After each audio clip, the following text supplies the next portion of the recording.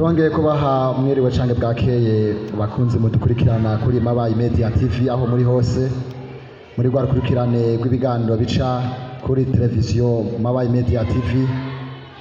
Iyi saha ni imwe y'uburyohe, isaha yanyu tubashikiriza amakuru y'inkino avugwa muri komine yacu, mu ntara yacu, hamwe no mu gihugu cacu ndetse no hanze.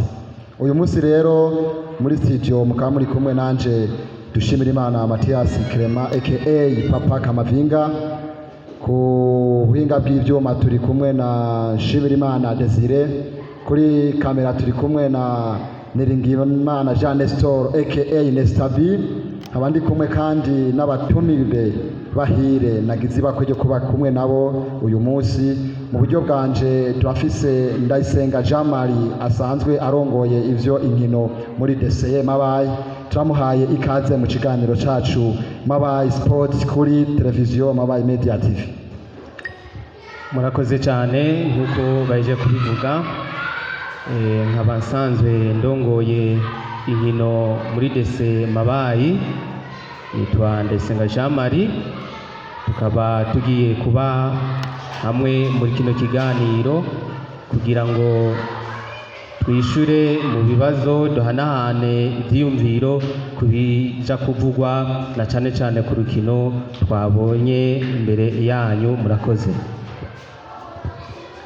Mu kubafu bwanje turi kumwe no mumenyesha makuru wo kuri Mabayi Media TV Sports, nawe nyene yo kwivuga. Nkuko bisanzwe muramenyereye, akazina kiwanje ni Shimira Imana Jackson, mugabo abenshi bazi ku izina rya Bozuma. Nibaza ko ari ivyo, mugabo bitarambiranye ndabona mu kubafu kwanje ari uwundi mutumirwa sinzi yo twidondora. Ego murakoze cyane, naje nkaba nitwa Niyongere Patrick Batazira Pacho. Ego murakoze cyane. Ego murakoze batumire bahire, tugiye kuburana ikiringo kingana isaha muri studio ya Mabayi Media TV.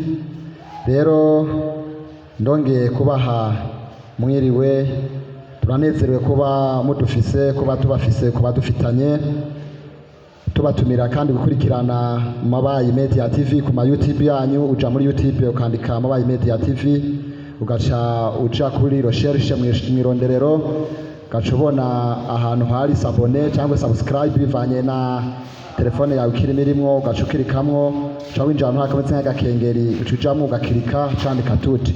Ego banwanyi ba Mabayi Sports, ingingo nkuru tutirandiriye rero tuza kwiga ko uyu munsi turahera cyane cyane ku rukino nyezina rwabereye muri komine yacu ku kibuga cacu ca Mabayi. Urukino rwari rubereye ijisho, rwariko rurahuza ishure RTC Kiriba na Lycée Butara, rukaba rurangiye ku ntsinzi ya Lycée Butara ibitsindo 3-0. Tukiraho ca dusimba mu ntara tunyarutsa, ca dusimba ku match amicale, aho umugwi wacu wo mu ntara ya Cibitoki bitwa Buganda City muri mu ca kabiri wari wakinye match amicale, bari bakinye na Rukinzo. Turakora ivyavuyemwo, ca dusimba kandi tunyaruka mu yindi match amicale yabaye hagati ya Garage Express na Flambeau du Centre. Ca dusimba mu bivugwa muri FFB, ca dusimba mu bivugwa ku bakinyi b'abarundi bakina hanze bamwe, ca dusimba muri ya mahiganwa atanu umenyereye. La Liga yari yabandanije muri weekend iheze, Ligue 1, Serie A na igikombe. Urukino rero nyezina, urukino rwa finale ya Super Coupe El Clasico yarayibaye ku mugoroba saa 3. Ivyo byose kumwe n'abatumirwa dufise catubizamwo mu kanya idonido byavyo.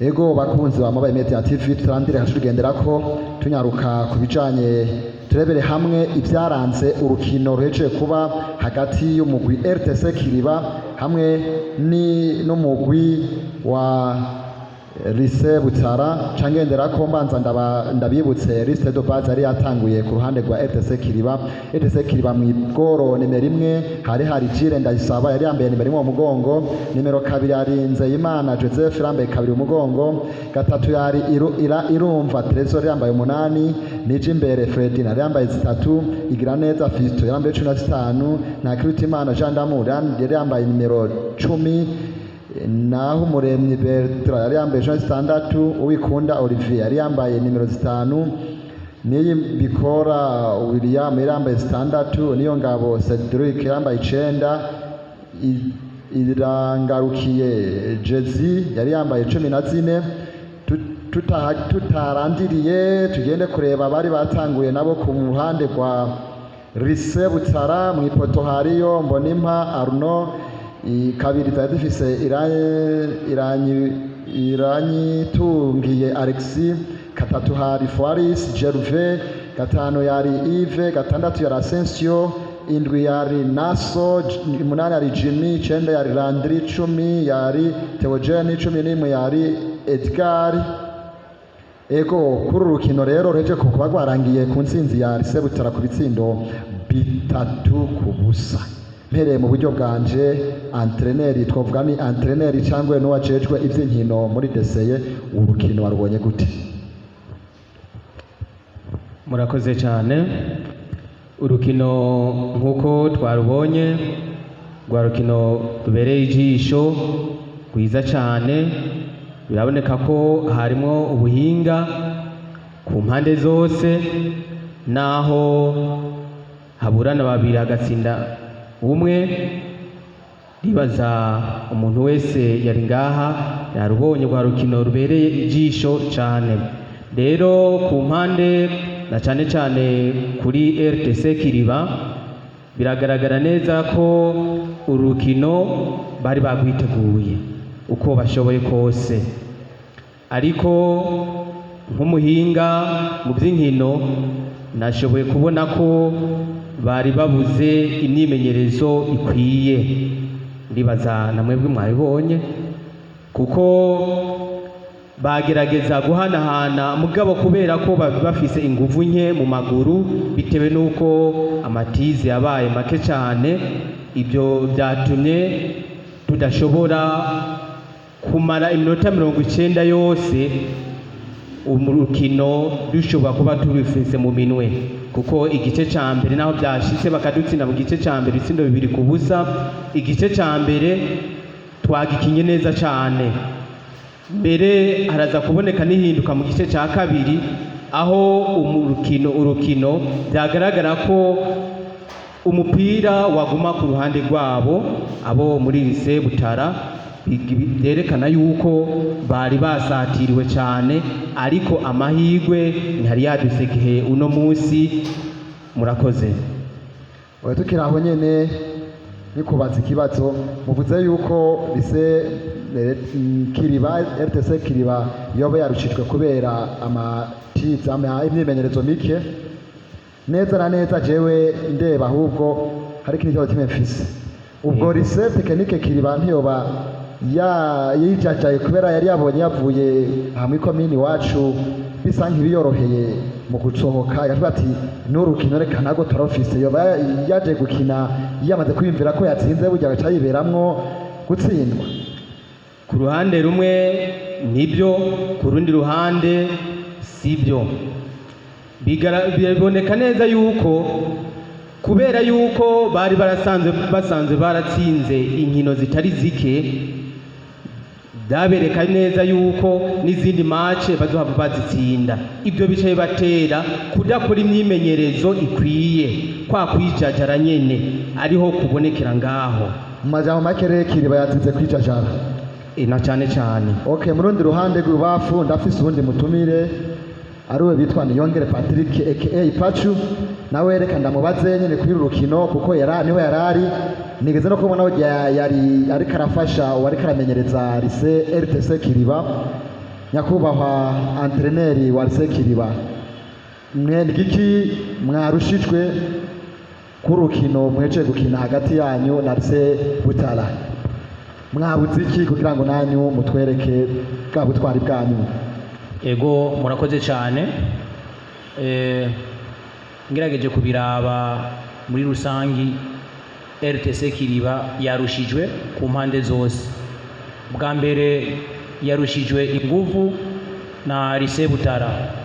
Ubugira kabiri abakinyi ba RTC Kiriba baragera mu majambo make barijajaye nta entraînement zikwiye bari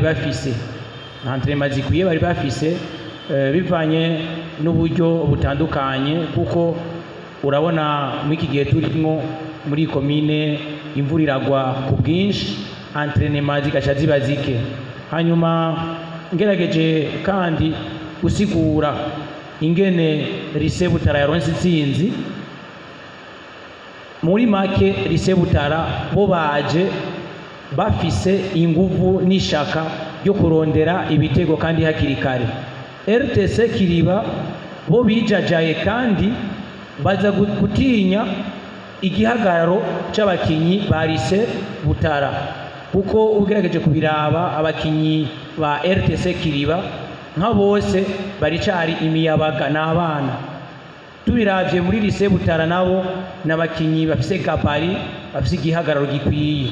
Ivyo physiquement byashoboye gutuma abakinyi ba RTC Kiriba bagira ubwoba, batinye igihagararo.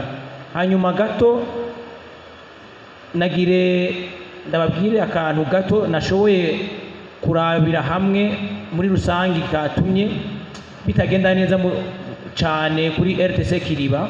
Hariho ikibazo cyabonetse kijanye no gufata neza abakinyi, kuko nabo nyene hageze igihe ingufu zicika, ingufu zirahera mu kibuga biranka, bamwe batangura kwisabira gusohoka kubera ko byagoranye.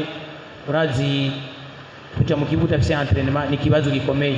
Mu majambo make rero novuga ko Lycée Butara yaturushije ingufu, baturusha ishaka, bongera baturusha no gukunda no kuba bafise abantu babitwararika cyane mu bintu bijanye n'inkino.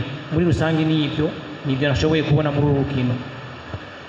Uvuze ko neza na neza rero RTC Kiriba yatinye kama kandi ikitangwa kwinjira mu rukino na Lycée Butara. Kwa Lycée Butara yabonye twebwe reka dukorere tujye ubwa mbere, dukorere ku mwanya dufise, tubanze tubatanguremo igitsindo, tubongeremo n'ikindi, gutyo kuza kutugombora biraza kubagora. Turi kumwe n'undi mu ruhande rwanje umesha makuru nkanje Buzuma, nawe nyene yakurikiranye urwo rukino, yotubwira ikibazo ni ca kindi nyene, mbe Lycée Technique Kiriba yabuze iki? Mu mico yacu y'ikirundi bavuga ko haburana babiri hagatsinda umwe. Bijya n'ivyari bitegereje, kuko Lycée Kiriba nuvuga ati yarushijwe cyane. Ica birangira rero Lycée Butara yironkeye intsinzi bitayigoye cyane.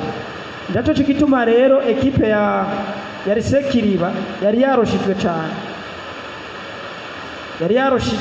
sinzi rero ukugenda barebe bakosore nibaze ko mu mwaka w'imbere bitari busubire, kuko Lycée Kiriba yarushijwe vraiment. Niba nawe uzi kunyonga ndaguha amazi utware, ngahurira maze ndebe nunanirwa ndaguheka. Yesu nima n'umunyenga upfa kuba uzi gutwara, tungana na Vera amanuka. Bandanye gusa mu kubandanya nimbe muri twebwe atawundi afite ico yunganira ku match iheje kuba ya RTC Kiriba na Lycée Butara, abatumire bacu twobaherekeza n'akaziki, hama tukabandanya ku bindi twateguye duhera mu ntara, mu gihugu, muri Afurika no hanze yaho. Nimba atawundi afise ikibazo kw'ibintu cyo kuvugana by'intsinzwi ya RTC Kiriba, DJ urushama akaziki ko guherekeza